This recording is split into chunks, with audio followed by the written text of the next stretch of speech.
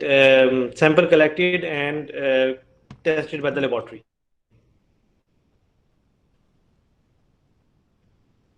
In the skin, our aim is to identify different types of pathogens that include aerobic pathogens and anaerobic pathogens.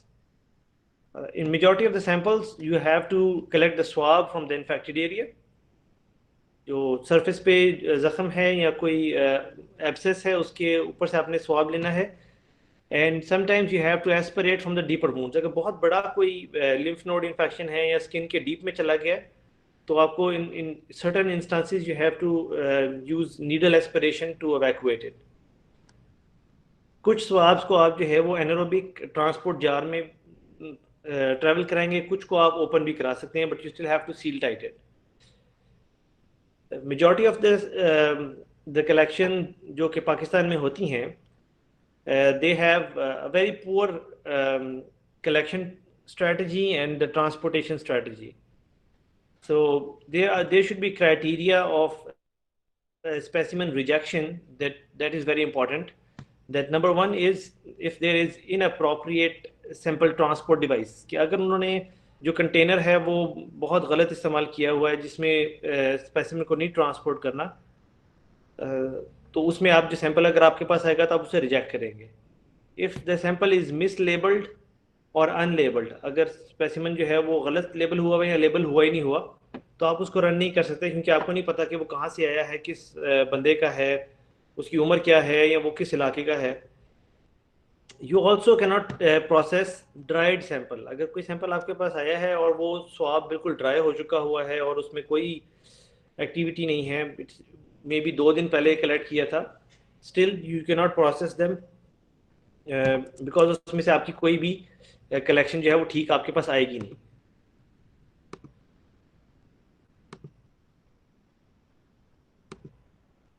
The next rejection criteria is more than 72 hours collection के बाद जो है वो उन्होंने आपको send किया है that the patient lives far away or the patient has given the sample to somebody जो कि भूल गया आगे जमा कराना, तो पुराने सैंपल्स को भी आपने रन नहीं करना, क्योंकि उसके रिजल्ट्स जो होंगे वो रिलायबल नहीं होंगे. The last one is that expired transport media, that जो स्वाब की ट्यूब आप यूज़ कर रहे हैं वो बहुत सालों पुरानी है और उसमें it is not appropriate for running the samples. Skin एक ऐसा ऑर्गन है कि इट्स नॉट स्टेराइल. आपकी जो बॉडी के अंदर या आपके जॉइंट्स डिफरेंट जगह हैं जहाँ पे बैक्टीरिया या पैथोजेंस नहीं होते, लेकिन स्किन जो है ये एक्सपोज होती है एक्सटर्नल एनवायरनमेंट को. तो उस पर कुछ बैक्टीरिया जो होते हैं जो राइट हैंड साइड पे आपको नज़र आ रहे हैं, these are the commensal bacteria which are normally present there and do not cause any infection और डिजीज़. बट हमारा इंटरेस्ट जो है वो पैथोजेनिक बैक्टीरिया की तरफ है, which include E. coli, Klebsiella, Streptococcus pyogenes, Staph aureus, and Clostridium perfringens, Mycobacterium tuberculosis. So some of them are very very pathogen, जो कि आपको जो है वो पेशेंट को सीरियस इन्फेक्शन कर सकते हैं. How would you process the samples? अगर आपने कहीं से कलेक्ट करना है तो आप उसको उसकी प्रोसेसिंग कैसे करेंगे? हर जो ऑर्गन है उसकी प्रोसेसिंग जो है वो डिफरेंट है. You have a variety of samples जो कि आप वहाँ से कलेक्ट कर सकते हैं. तो इन द स्किन सैंपल जो आपके पास आएंगे, that is the first sample which is collected from the abscess. The first step is to incise the abscess and it is drained. अगर तो बहुत मोटा कोई फिंसी या दाना बना हुआ है जिसके अंदर बहुत सारा मटीरियल है, you are not interested in कि उसके अंदर सारा जो भरा हुआ है, आपने उसको you have to incise it, drain it and use a sterile technique to aspirate or to collect the pus in the container जो आपने वहाँ पे करना है sterile container में. और what you need to do is you need to insert your swab जो आपके पास लंबा सी स्टिक होती है deep into the lesion. आप उसको जख्म के अंदर ले जाके उसकी बेस के ऊपर से you will have to not scrape but to swab the base of the lesion and then send that swab to the laboratory as soon as possible. What is the quality of the specimen?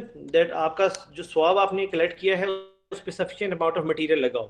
अगर आपने aspiration किसी material की है, fluid की है, तो उसको transport media में और सिरिंज में सेंड करें। Don't send it into a inappropriate container जो कि ओपन हो या लूज हो। Time relapse before processing sample. Lab में जब आपके पास सैंपल आ जाएगा तो उसको आपने तकरीबन आधे घंटे के अंदर अंदर आपने उसको प्रोसेस कर लेना, क्योंकि in Pakistan summer is coming, hot and humid weather is there, so you're not very comfortable keeping the samples for longer time on the bench और लैब के काउंटर पे रखें, तो उसको आपने फ़ौरन यूज़ करना है। इट इज़ रिकमेंडेड कि स्वाब को रूम टेम्परेचर पे रखें, 30 मिनट्स के अंदर अंदर प्रोसेस करें, और डू नॉट रेफ्रिजरेट। उसको आपने फ्रीज नहीं करना, उसको आपने ठंडा नहीं करना, otherwise you will start losing the original जो माइक्रोबायोटा उसमें से निकलना है वो चेंज हो जाएगा।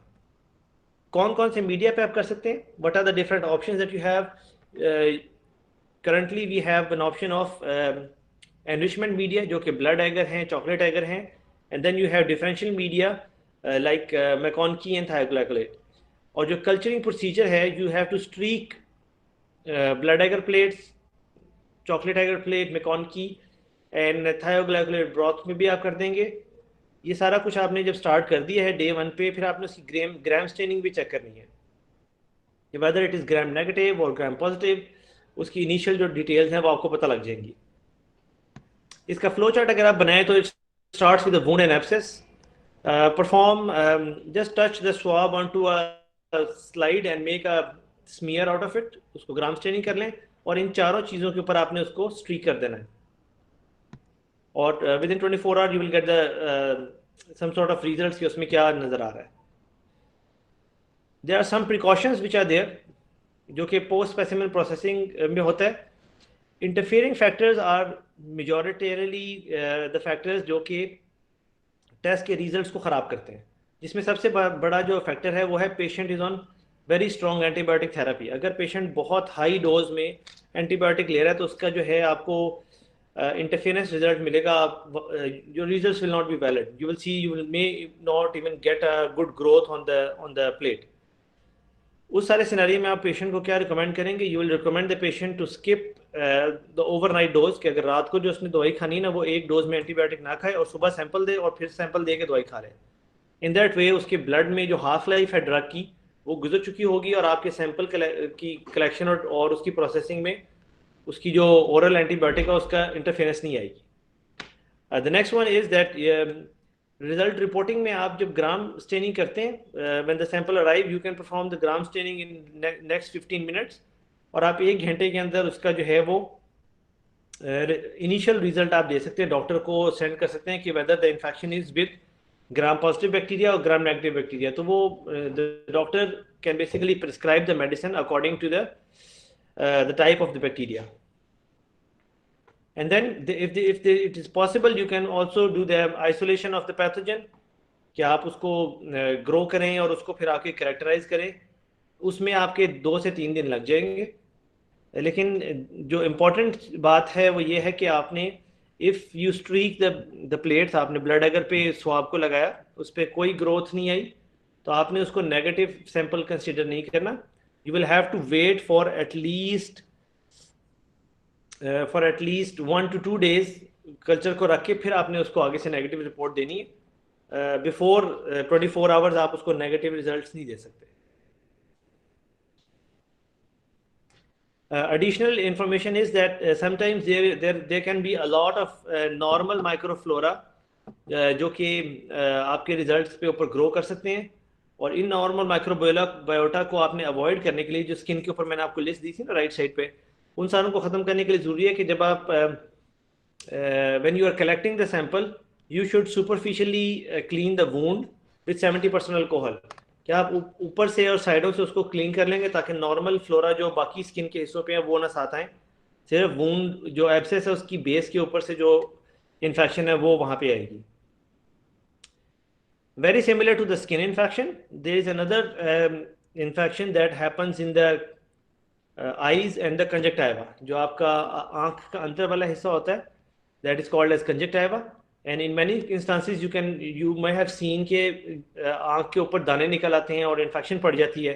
In worst case scenario it could be pretty wide spread, उसकी सरफेस के ऊपर, आईलिड्स के ऊपर या उसके अंदर जो है वो इन्फेक्शन आती है।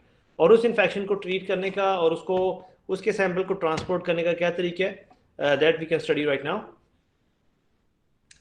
The basic aim of the test is to diagnose the conjunctivitis cause, कि कौन से बैक्टीरिया हैं जो उसको कर रहे हैं, और उनकी आपने ससेप्टेबिलिटी बतानी है कि अगर हम उसको नियोमाइसिन से ट्रीट कर सकते हैं या हम उसको टाइलोसिन से कर सकते हैं, और we can give some other antibiotic जिससे उसका जो पेशेंट है उसको जल्दी रिलीफ मिले रादर देन कि वो काफ़ी ज़्यादा लंबा बीमार रहे। The specimen would be the discharge from the eyes, जो जहाँ से इन्फेक्शन हो रही है उसके अंदर से आपने उसका जो है वो स्पेसिमन पकड़ना है। जो सैंपल रिजेक्शन क्राइटेरिया है it's very similar to the previous one, जैसे पिछला होता है कि उसको प्रॉपर स्टोर करके नहीं भेजा, मिस लेबल कर दिया है या लेबल करना भूल गए हैं, या उसको 2 से 3 दिन पड़ा रहा है और उसके बाद लेकर आए हैं तो वो ड्राई हो गया है। All these things you should immediately reject in the lab. There are some commensal bacteria in the eye, क्योंकि आई भी एक्सपोज होती है सरफेस के साथ। तो commensal bacteria include Staphylococcus epidermidis, lactobacilli होते हैं, कुछ स्टैफ और इसकी नॉन पैथोजेनिक सीरोटाइप्स होती हैं, कुछ स्ट्रेप्टोकोकाई की नॉन पैथोजेनिक सीरोटाइप्स होती हैं। But then again we will focus on which are the pathogenic form, जैसे streptococcus pyogenes is very common, जो कि आई की इन्फेक्शन करता है और वहाँ पास प्रोड्यूस होती है। स्टैफ ऑरियस की जो पैथोजेनिक फॉर्म्स हैं वो होती हैं वहाँ पे। Besides that there could be some haemophilus could also be there, neisseria gonorrhoeae भी होता है। So all some of the pathogens जो कि बहुत ज़्यादा कॉमनली जो है वो हिट करते हैं, वो आपकी लेफ्ट हैंड साइड पे उन्होंने लिखे हैं। द प्री स्पेसिमेन प्रोसेसिंग, क्या आप how would you collect the sample, बहुत ज़रूरी है कि whoever is collecting the sample is trained to do that, कि उसको पता हो कि उसने कैसे सैंपल लेना है। अदरवाइज अगर पुअर सैम्पलिंग होगी तो ठीक रिजल्ट नहीं आएगा। प्रॉपर सैम्पलिंग का तरीका है कि you have to pull the lower eyelid down, नीचे वाली जो लिड है उसको खींच के, and then you can expose the conjunctival fornix, जो एक जहाँ पे टीयर डक्ट होती है इंटरनल साइड पे, उस जगह को कंजक्टाइवल फॉर्निक्स कहते हैं। And once you get hold of that fornix, आपने उसको टच नहीं करना, अंदर से स्टेराइल कॉटन स्वाब से आपने उसको स्वाब करना है, and then you immediately put it into the transport medium और उसको आप सेंड कर देंगे। जो आई के सैंपल्स की सबसे इंपॉर्टेंट बात यह है कि अगर आप कलेक्ट कर रहे हैं, उसको रब कर रहे हैं, तो उसके अंदर जो है वो टीयर्स ऐड हो जाते हैं। There are some tears which contain lysozymes, और those lysosomes can basically kill the organism, और वो उनको एंटीबैक्टीरियल एक्टिविटी शुरू हो जाती है, तो आपको ओरिजिनल इन्फेक्शन का पता नहीं लगता। जैसे ही आई का कंजक्टाइवा का सैंपल आए तो उसको आपने as soon as possible culture पे लगा देना है, ना कि आपने उसको फ्रिज में या टेबल पे आप उसको पड़ा रहने दें। In case if you want to store it, तो आप उसको 2 से 8 डिग्री पे कुछ देर तक रख सकते हैं, बट नॉट फॉर डेज। आई के स्वाब का फ्लो चार्ट जो है वो बड़ा सिमिलर है जैसे स्किन का था, कि you make the swab, you do the gram stain, you enrich the bacteria on blood agar, chocolate agar, and see if it's a gram negative bacteria on the McConkey agar, and thioglycolate पे भी आपको पता लग जाएगा कि इसका क्या characteristic है। बहुत एडवांस किस्म की इन्फेक्शन में आपको यहाँ पे नजर आ रहा है कि the I is completely dry and उसके अंदर से जो है वो पायोजेनिक मटीरियल निकल रहा है। तो इस तरह की एडवांस इन्फेक्शन के अंदर आपको जो है ना वो सैम्पलिंग करके प्रोसेसिंग करके उसका रिजल्ट देना है। In very beginning you have to report the finding. Gram staining की फाइंडिंग आप 1 घंटे में बता देंगे, और जो बाकी जो उसकी आइसोलेशन और कल्चर सेंसिटिविटी का पैटर्न है वो आप 2 से 3 दिन में बताएंगे। इन यूडीएल हमारी लैब में जहां हम काम करते हैं, we basically give the results of the culture and sensitivity in 24 hours. हम जो स्वाब आता है we immediately start the culture and sensitivity on the antibiogram. Plates के ऊपर डिस्क मेथड से हम करते हैं, so that the minimum time is taken for the bacteria to grow and the antibiotic to act, और उसका जो है वो 24 घंटे में उसका रिजल्ट आ जाए ताकि उसका ट्रीटमेंट शुरू हो। Additional information could be there are some commensal bacteria जो कि उस पर ग्रो कर सकते हैं, और कुछ बैक्टीरिया की जो है वो सेंसिटिविटी डिफरेंट हो सकती है।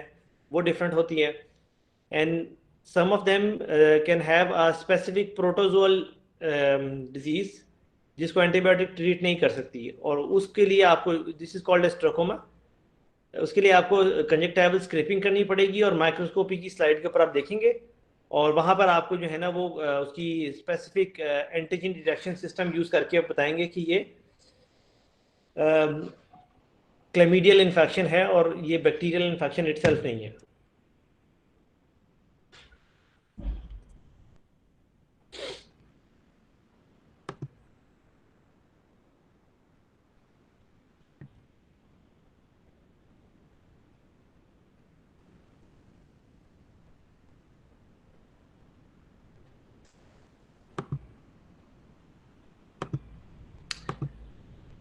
So that this is pretty much it for today for the skin sample and the eye sample. If you have any questions regarding these two techniques, you guys can ask me right now, or you can send me an email on my mail ID, and I will be happy to respond to your questions. Everybody, please mark your attendance in the chat box, and once you mark the attendance, you guys can leave. So this group is group A and B. The whole morning group is here, right? Sir, evening class में sir present है. Evening भी है, morning evening दोनों है. Everybody is here. Okay, interesting. Yes sir. So can we have another class during the week so that we can cover the previous week जो हमारा miss हुआ है?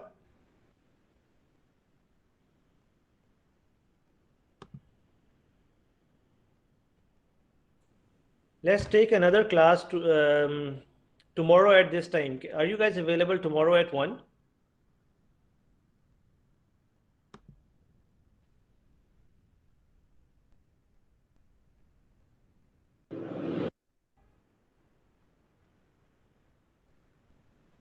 नो सर, हमारा मिनरल्स का लेक्चर है कल.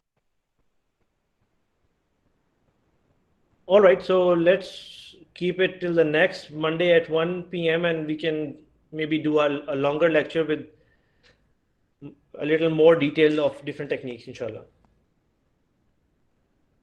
यस सर, ठीक है.